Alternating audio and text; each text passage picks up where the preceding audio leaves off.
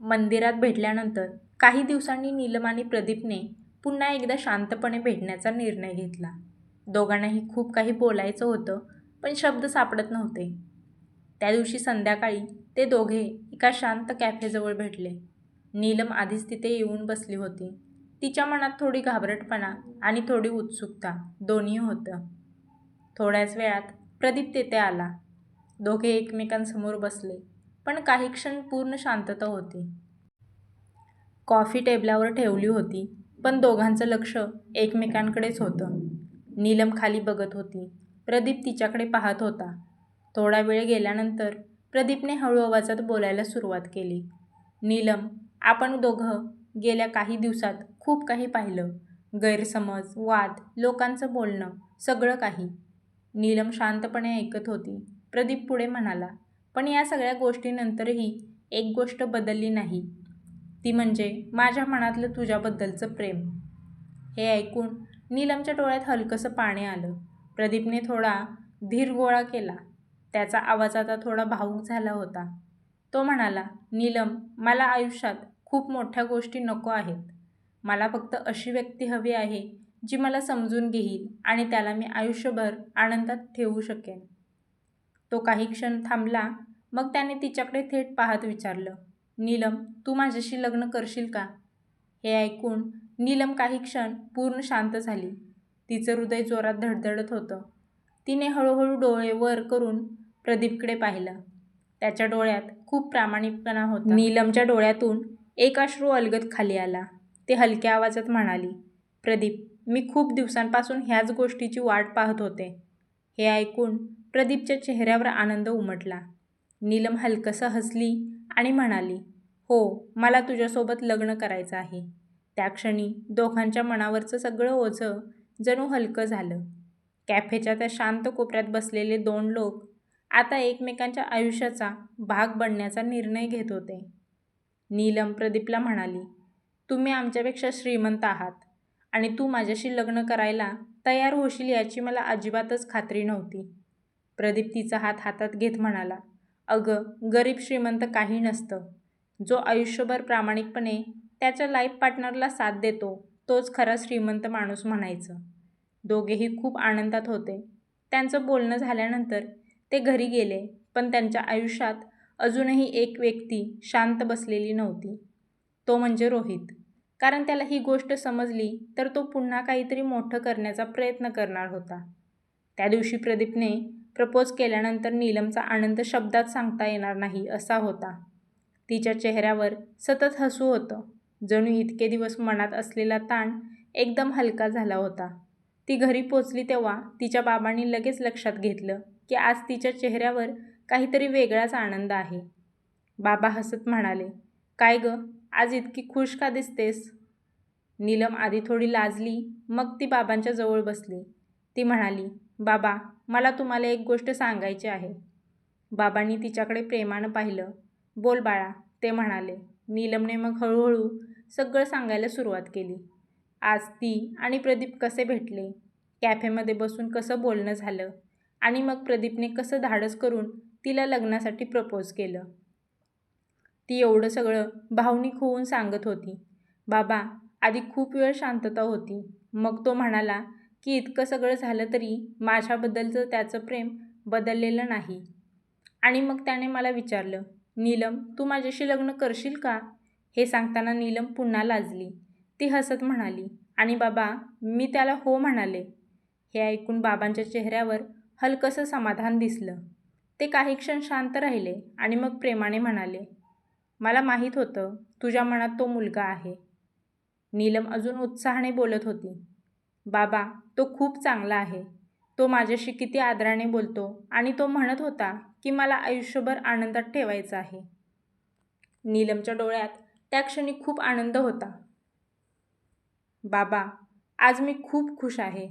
बाबांनी तिच्या डोक्यावर हात ठेवला. ते हळू आवाजात म्हणाले, जर तो खरंच तुला आनंद देणारा मुलगा असेल तर मला तुझा निर्णय मान्य आहे. हे ऐकून नीलमच्या मनाला खूप दिलासा मिळाला. त्या रात्री ती खूप दिवसांनी मनापासून हसत होती, पण तिला अजून माहीत नव्हतं घरात अजून एक व्यक्ती होती, ती म्हणजे तिची आई. आणि जेव्हा तिला हे सगळं कळणार होतं तेव्हा घरात पुन्हा एकदा मोठं वादळ उठणार होतं. त्या दिवशी नीलमशी बोलून आणि तिच्याकडून हो ऐकल्यानंतर प्रदीपच्या मनात प्रचंड आनंद होता. तो घरी जाताना सतत त्या क्षणाचा विचार करत होता. नीलमचं लाजणं, तिचं हसणं आणि तिचं हो म्हणणं. घरी पोहोचल्यावर त्याची आई आणि त्याची बहीण हॉलमध्येच बसल्या होत्या. प्रदीपच्या चेहऱ्यावरचा आनंद पाहून त्याची बहीण लगेच म्हणाली, "अरे वा, आज तर आपल्या मॅनेजर साहेबांचा चेहरा खूपच चमकत आहे. काही खास बातमी आहे का?" प्रदीप थोडा लाजला.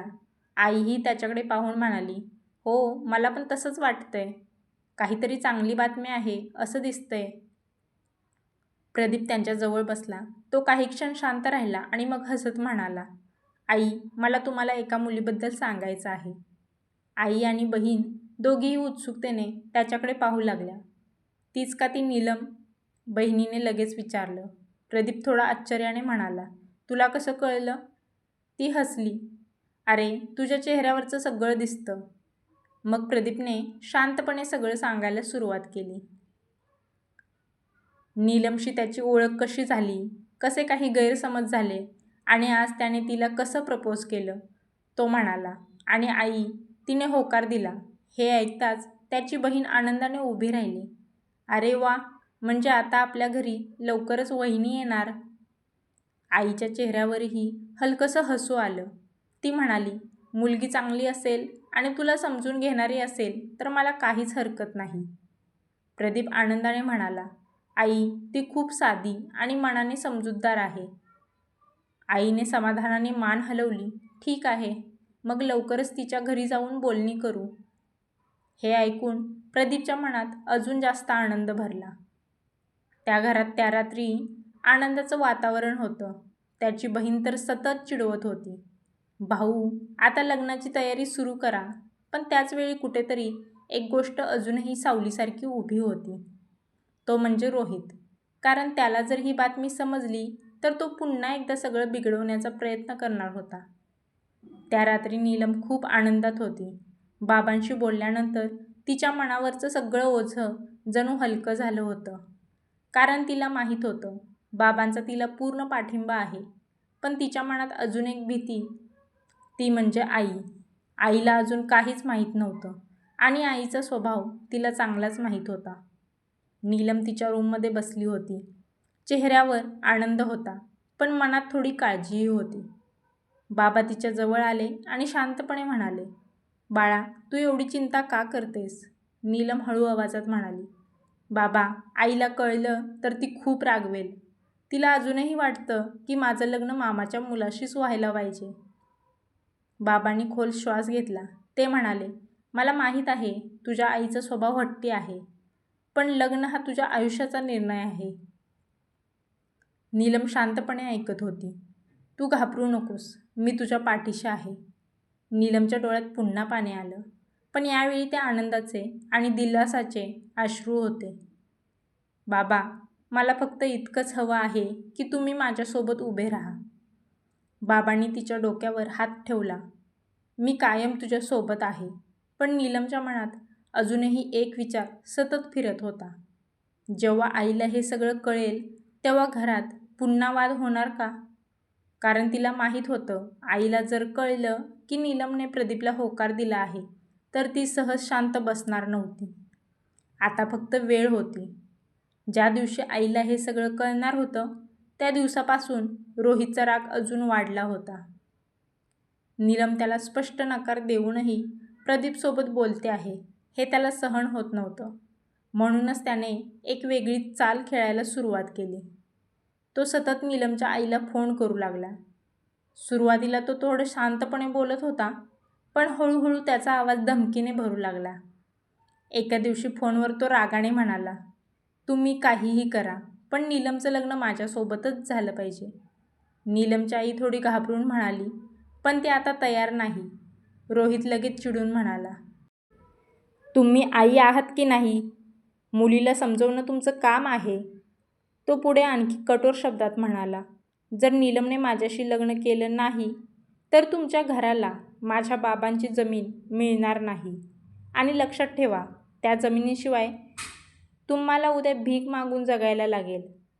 हे ऐकून नीलमची आई पूर्ण घाबरली. तिला आधीपासूनच त्या जमिनीचा मोह होता. ती मनात विचार करू लागली, जर खरंच ती जमीन मिळाली नाही तर आपल्या म्हातारपणाचं काय? रोहित पुन्हा म्हणाला, मी शेवटचं सांगतो आहे. तुमच्या मुलीला तयार करा, नाहीतर पुढे परिस्थिती तुमच्यासाठी खूप वाईट होईल.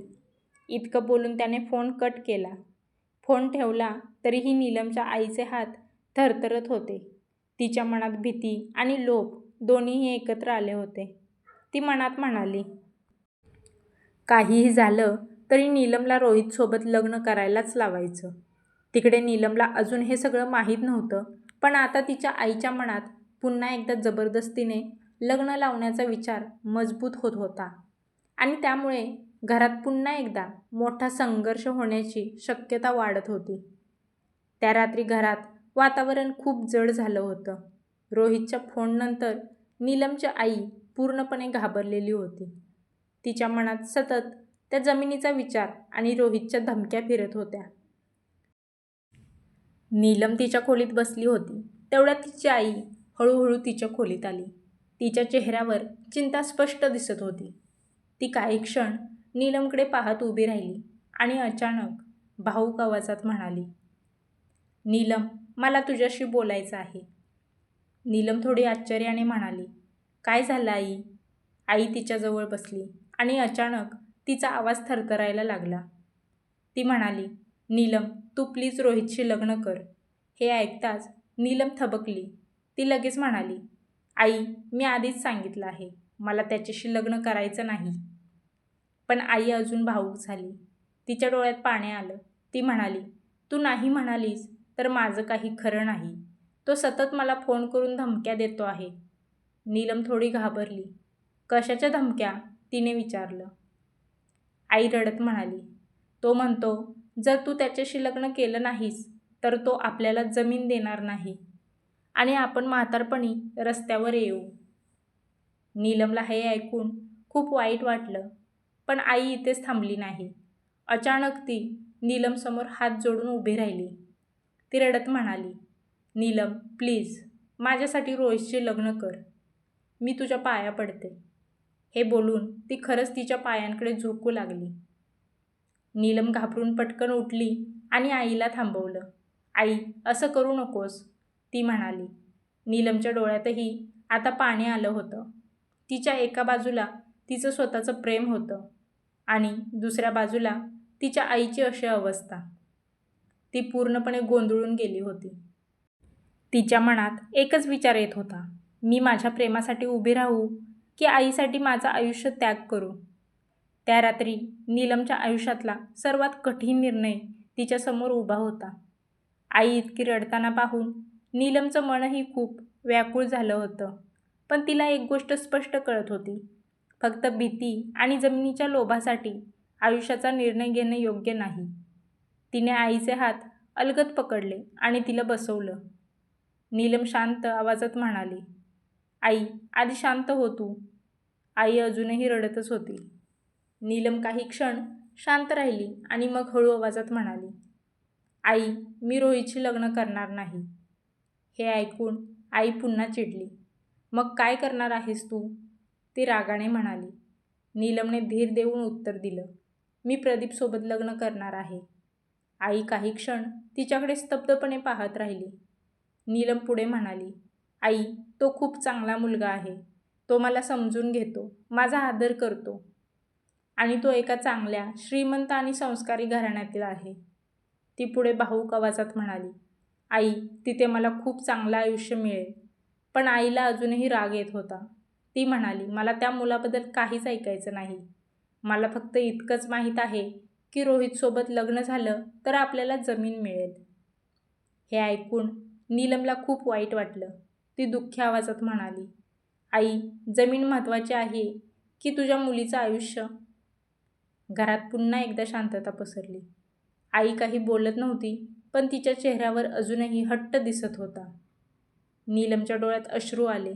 ती हळू आवाजात म्हणाली, आई, मी माझं आयुष्य त्या माणसासोबत घालवणार आहे जो मला खरोखर आनंद देईल. इतकं बोलून ती तिथून उठून तिच्या खोलीत गेली. त्या रात्री घरात पुन्हा तणावाचं वातावरण निर्माण झालं होतं. एकीकडे आईचा हट्ट आणि लोभ आणि दुसरीकडे नीलमचा स्वतःच्या आयुष्याचा निर्णय घेण्याचा निर्धार. आता पुढे काय होणार हे अजून कोणालाच माहीत नव्हतं. नीलमने शांतपणे आईला प्रदीपबद्दल सगळं सांगितलं. तो कसा आहे, त्याचा स्वभाव कसा आहे आणि तो श्रीमंत व संस्कारी घराण्यातील आहे. त्यांच्या कुटुंबांची चांगली प्रॉपर्टी आहे हेही तिने सांगितलं. हे ऐकताच आई काही क्षण शांत झाली. तिच्या चेहऱ्यावरचा राग हळूहळू कमी होऊ लागला. तिच्या मनात पटकन हिशोब सुरू झाला. जर मुलगा चांगल्या घरातला असेल आणि प्रॉपर्टीही असेल तर मुलीचं आयुष्य सुरक्षित राहील. काही वेळाने ती अचानक मवाळ आवाजात म्हणाली, म्हणजे तो मुलगा खरोखर चांगल्या घरातून आहे? नीलम म्हणाली, हो आई, त्याचे कुटुंब खूप चांगले आहे आणि तोही खूप समजूतदार आहे. हे ऐकून आईचा स्वभाव अचानक बदलल्यासारखा झाला. ती हलकसं हसत म्हणाली, अगं मग आधीच का नाही सांगितलंस? नीलम थोडी आश्चर्यचकित झाली. आई पुढे म्हणाली, तुझ्या सुखातच आमचं सुख आहे. जाऊ दे आता त्या रोहितचा विचार. हे ऐकून नीलमला थोडा दिलासा वाटला. आई आता पूर्णपणे वेगळ्याच मूडमध्ये होती. ती उत्साहाने म्हणाली, तू प्रदीपला सांग. एक दिवस आपल्या घरी घेऊन ये त्याला. आपण सगळे मिळून बोलू. लग्नाची पुढची बोलणी करू. तेवढ्यात बाबा तिथेच उभे होते. त्यांनी हलकसं हसत नीलमकडे पाहिलं, कारण त्यांना कळलं होतं आईचा राग आता पूर्णपणे शांत झाला आहे. नीलमच्या मनावरचं ओझं जणू एकदम हलकं झालं होतं. ती हसत म्हणाली, ठीक आहे आई, मी उद्या प्रदीपला सांगते. त्या रात्री घरात खूप दिवसांनी शांत आणि आनंदाचं वातावरण होतं. पण अजून एक गोष्ट बाकी होती.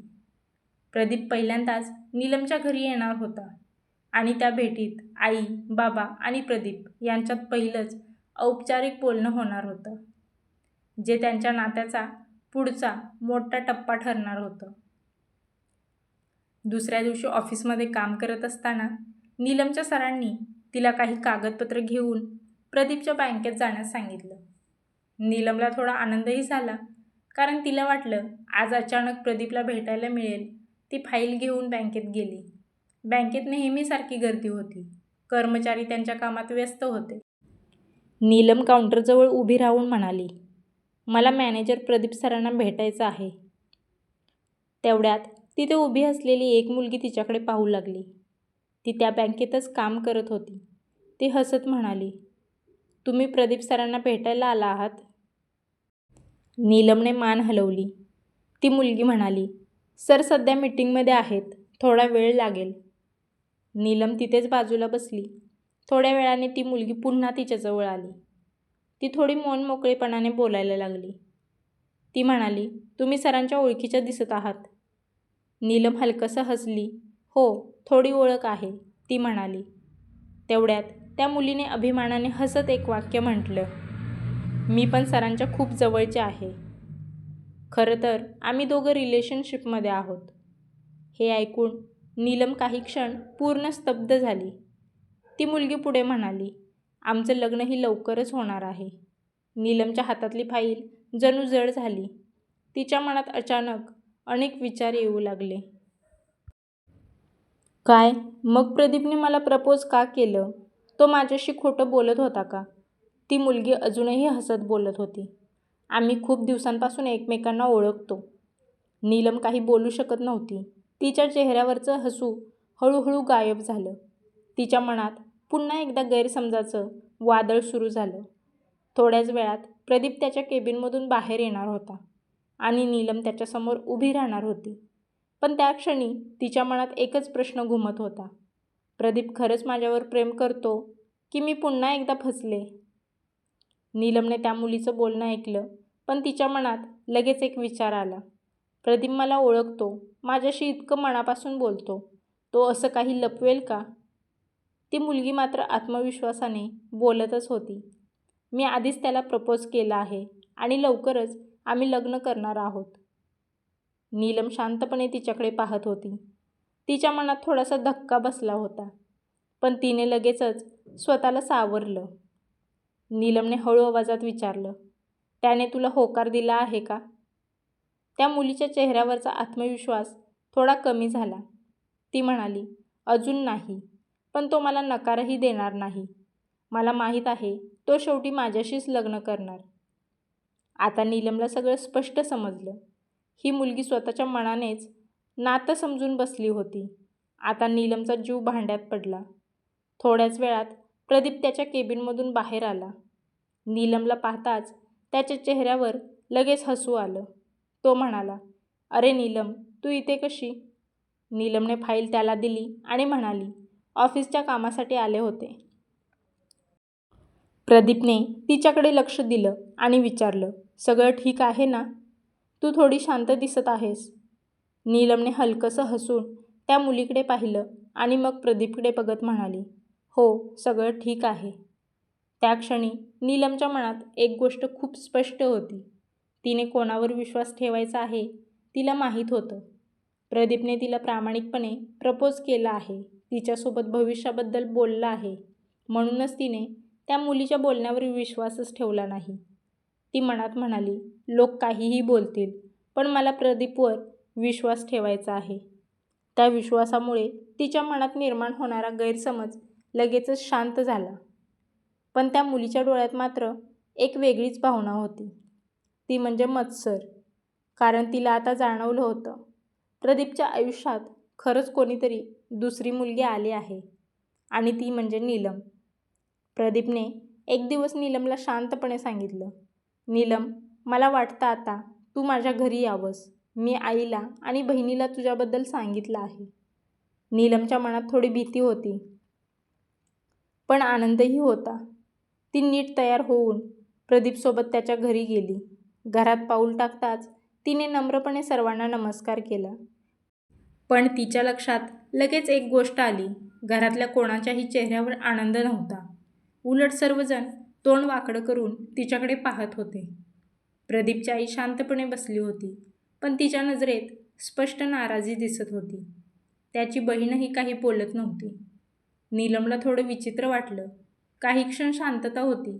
शेवटी प्रदीपची आई थोड्या कडक आवाजात म्हणाली, हीच ती मुलगी का? प्रदीपने शांतपणे म्हणाला, हो आई, हीच नीलम. आईने नीलमकडे पाहत पुन्हा विचारलं, पण तुमचं तर आधीच दुसऱ्या मुलासोबत लग्न ठरलं आहे असं ऐकलं. मग माझ्या मुलाच्या आयुष्यात का आलीस? हे ऐकून नीलमच्या पायाखालची जमीन सरकली. तिला लगेच समजलं, रोहित इथेही जाऊन सगळं उलटसुलट सांगून गेला होता. प्रदीपने लगेच आईकडे पाहत म्हटलं, आई, ते सगळं खोटं आहे. रोहित मुद्दाम तसं सांगत होता. पण आई अजूनही नाराज होती. ती म्हणाली, तो मुलगा स्वतः आमच्या घरी आला होता. तो म्हणाला, नीलम माझी होणारी बायको आहे आणि तरीही ती प्रदीपसोबत फिरते आहे. हे ऐकून नीलमच्या डोळ्यात पाणी आलं. तिने शांतपणे सर्वांना सांगायला सुरुवात केली, काकू, माझं त्या मुलासोबत जबरदस्तीने लग्न लावायचा प्रयत्न चालू होता, पण मी ते नातं तोडलं आहे. माझा त्याच्याशी आता काहीही संबंध नाही. मी प्रदीपला फसवायला आलेली नाही. मी त्याच्यावर खरंच प्रेम करते. घरात पुन्हा काही क्षण शांतता पसरली. प्रदीप तिच्या बाजूला उभा होता. तो ठाम आवाजात म्हणाला, आई, मी नीलमवर विश्वास ठेवतो, पण तरीही घरातल्या लोकांच्या मनातला गैरसमज पूर्णपणे गेलेला नव्हता. नीलमला त्या क्षणी जाणवलं, प्रेम जिंकण्यासाठी आता तिला फक्त प्रदीपचा नाही तर त्याच्या कुटुंबाचाही विश्वास जिंकावा लागणार होता. घरात थोडा वेळ शांतता होती. नीलमने नम्रपणे सगळ्यांना तिची बाजू सांगितली होती. पण तरीही प्रदीपच्या आईला पूर्णपणे खात्री पटलेली नव्हती. ती थोड्या कठोर आवाजात म्हणाली, नीलम, मी तुझ्यावर लगेच विश्वास ठेवू शकत नाही. रोहित स्वतः आमच्या घरी येऊन खूप काही सांगून गेला आहे. नीलम शांतपणे ऐकत होती. आई पुढे म्हणाली, मी तुझ्याबद्दल सगळी माहिती काढायला सांगणार आहे. तुझ्या घराबद्दल, त्या लग्नाबद्दल, सगळं. मग मी ठरवेन की तू माझ्या मुलाच्या आयुष्यात असणार की नाही. हे ऐकून नीलमच्या मनात थोडी भीती निर्माण झाली, पण तरीही तिने शांतपणे मान हलवली. ती म्हणाली, काकू, तुम्ही चौकशी करा. मला काहीही लपवायचं नाही. प्रदीप मात्र हे सगळं शांतपणे ऐकत होता. त्याला आईच्या शब्दांचा राग फारसा आला नाही, कारण त्याला सगळं सत्य माहीत होतं. त्याला माहीत होतं नीलमचं लग्न फक्त ठरवलं गेलं होतं, तेही तिच्या मनाविरुद्ध. ती स्वतः त्या नात्याला विरोध करत होती.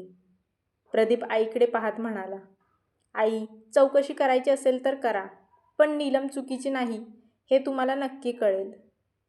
नीलम त्या क्षणी प्रदीपकडे पाहत होती. त्याच्या शब्दांमधला विश्वास तिच्यासाठी खूप मोठा आधार होता. काही वेळाने नीलम तिथून निघाली. घराबाहेर पडताना तिच्या मनात एकच विचार येत होता, सत्य माझ्या बाजूने आहे, त्यामुळे एक दिवस प्रदीपच्या आईलाही सगळं समजेल. पण तिला अजून माहीत नव्हतं, रोहित अजूनही शांत बसलेला नव्हता. तो अजूनही काहीतरी नवीन कट रचत होता. प्रदीपच्या घरातून बाहेर पडताना नीलमच्या मनात खूप भावना होत्या. ती जे स्वप्न पाहत होती, मी प्रदीपच्या घरच्यांनी तिला हसून स्वागत करावं, तिच्याशी प्रेमानं बोलावं, तसं काहीच घडलं नव्हतं. उलट पहिल्याच भेटीत तिला संशयाच्या नजरेने पाहिलं गेलं होतं. रस्त्यावर चालताना तिच्या डोळ्यातून हळूहळू अश्रू येऊ लागले. ती मनात म्हणत होती, मी असं काही चुकीचं केलं आहे का? मला असं का वाटतंय की मी कोणाच्या आयुष्यात जबरदस्तीने आले आहे? पहिलीच भेट अशी होईल याचा नीलमने अजिबातच अंदाज घेतला नव्हता. तिला खूप वाईट वाटत होतं, पण काही वेळाने ती स्वतःला समजावू लागली. तिला जाणवलं यात प्रदीपच्या घरच्यांची चूक नव्हती, कारण त्यांच्यापर्यंत जाण्याआधीच चुकीची माहिती पोचली होती. रोहितने जाऊन त्यांना सगळं काही सांगितलं होतं. नीलम त्याची होणारी बायको आहे आणि तरीही ती प्रदीपसोबत फिरते आहे, असं ऐकल्यावर कोणत्याही आईला राग येणारच. नीलमने मनात ठरवलं, मी त्यांच्या जागी असते तरी कदाचित तसाच विचार केला असता. पण तिच्या मनात एकच नाव पुन्हा पुन्हा येत होतं, ते म्हणजे रोहितचं. त्याचं काय करावं हे काहीच समजत नव्हतं. तोच सगळ्या गैरसमजाचं मूळ होता. त्यानेच तिच्या घरात भांडण लावलं, त्यानेच प्रदीपच्या घरी चुकीच्या गोष्टी सांगितल्या. नीलमने डोळे पुसले आणि स्वतःशीच म्हणाली, सत्य एक दिवस सगळ्यांसमोर येणारच आणि तेव्हा सगळ्यांना समजेल की मी चुकीची नव्हते. तेवढ्यात प्रदीपचा फोन आला. तो चिंतेने विचारत होता, नीलम, तू ठीक आहेस ना? नीलम आवाज स्थिर ठेवत म्हणाली, हो, मी ठीक आहे. पण तिच्या आवाजातलं दुःख प्रदीपला स्पष्ट जाणवत होतं. त्याने शांतपणे म्हटलं, नीलम, आईला वेळ लागेल, पण एक दिवस तिला सगळं नक्की समजेल. तू काळजी करू नकोस. नीलमला त्या शब्दांनी थोडा आधार मिळाला, पण तिला अजून माहीत नव्हतं, रोहितचं पाऊल अजून जास्त धक्कादायक असणार होतं. प्रदीपच्या घरातून परत आल्यानंतर नीलम खूप शांत झाली होती. बाहेरून ती स्वतःला मजबूत दाखवत होती, पण मनात मात्र खूप वेदना होत होत्या. प्रदीपच्या आईलाही त्या दिवशी जे काही ऐकायला मिळालं होतं, त्यामुळे तिच्या मनात नीलमबद्दल नाराजी निर्माण झाली होती. ती प्रदीपला म्हणाली, बाळा, मला या मुलीबद्दल काहीतरी बरोबर वाटत नाही. आधीच तिचं दुसऱ्या मुलासोबत लग्न ठरलं होतं असं लोक सांगत आहेत आणि तू म्हणतोस तू तिच्याशी लग्न करणार. प्रदीप शांतपणे ऐकत होता. आई पुढे म्हणाली, मला माझ्या मुलासाठी अशी सून नको आहे, ज्याच्याबद्दल आधीपासूनच इतक्या गोष्टी ऐकायला मिळत आहेत. प्रदीपला आईचा राग समजत होता, कारण तिच्या मनात नीलमबद्दल चुकीची माहिती भरली गेली होती. तो शांत आवाजात म्हणाला, आई, तुम्ही जे ऐकलं आहे ते पूर्ण सत्य नाही. नीलमचं फक्त लग्न ठरवलं गेलं होतं, तेही तिच्या मनाविरुद्ध. आई अजूनही थोडी नाराजच होती. म्हणूनच मी तुझ्या बाबांना सांगितलं आहे तिच्याबद्दल सगळी माहिती काढायला. मला खात्री पटली तरच मी हा विषय पुढे नेईन. प्रदीपने काहीच वाद घातला नाही. त्याला माहीत होतं सत्य लपवून ठेवता येत नाही. एक दिवस नीलमबद्दलचं खरं चित्र आईसमोर येणारच. पण त्या क्षणी परिस्थिती अशी झाली होती की एका बाजूला नीलम तिच्या घरात संघर्ष करत होती आणि दुसऱ्या बाजूला प्रदीपला त्याच्या आईचा विश्वास जिंकायचा होता. दोघांचंही प्रेम खरं होतं, पण त्यांच्या नात्याला आता घरच्यांच्या विश्वासाची परीक्षा द्यावी लागणार होती. त्या दिवशी संध्याकाळी प्रदीपने नीलमला फोन केला. त्याचा आवाज थोडा गंभीर होता. तो म्हणाला, नीलम, मला तुझ्याशी थोडं बोलायचं आहे. दोघे भेटून बोलले. भेटले तेव्हा प्रदीप थोडा शांत उभा होता. काही क्षण तो काही बोललाच नाही. मग तो हळू आवाजात म्हणाला, नीलम, मला तुझी माफी मागायची आहे. नीलम आश्चर्याने त्याच्याकडे पाहू लागली. प्रदीप पुढे म्हणाला, आज आई तुझ्याशी जसं बोलली त्यासाठी मला खूप वाईट वाटतं. तुला असं ऐकावं लागलं. नीलम हलकसं हसली. अरे त्यात तुझी काय चूक आहे? आणि खरं सांगायचं तर काकूंचीही काही चूक नाही. त्यांना जे ऐकायला मिळालं त्यावरच त्या बोलल्या. प्रदीपला तिचं हे समजूतदार बोलणं ऐकून थोडं बरं वाटलं. नीलम म्हणाली, चल आता विषय सोड, आपण थोडं बाहेर जाऊया. तेवढ्यात नीलमची एक मैत्रीणही त्यांच्यासोबत आली. ते तिघे जवळच्या पाणीपुरीच्या स्टॉलवर गेले. रस्त्यांच्या कडेला छोटा स्टॉल होता. भोवती लोकांची गर्दी, हशा आणि गोंधळ सर्व काही सुरू होते. नीलमची मैत्रीण हसत म्हणाली, आज पाणीपुरीची ट्रीट प्रदीप देणार. प्रदीपही हसला. हो चालेल, पण जास्त खाऊ नका हं. स्टॉलवाल्याने प्लेटमध्ये पाणीपुरी देण्यास सुरुवात केली. नीलम आणि तिची मैत्रीण दोघीही एका मागोमाग एक एक पाणीपुरी खायला लागल्या.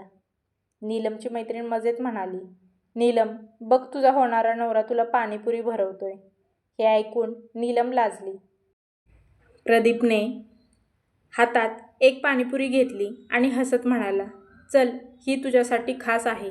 नीलम हसत ती पाणीपुरी खाऊ लागली. तिघांचाही दंगा, गोंधळ, मजा मस्ती सर्व काही चालू होते. चेष्टा, थट्टा सर्व काही. सगळं वातावरण अगदी हलकं फुलकं झालं होतं. त्या क्षणी नीलमच्या मनातलं सगळं दुःख जणू विसरून गेलं होतं. ती मनात म्हणाली, किती साध्या क्षणातही किती मोठा आनंद असतो. पण त्यांना अजून माहीत नव्हतं, थोड्याच अंतरावर उभा राहून कोणीतरी त्यांना पाहत होतं. आणि तो होता रोहित. त्याच्या चेहऱ्यावर पुन्हा एकदा राग आणि सुडाची भावना दिसत होती.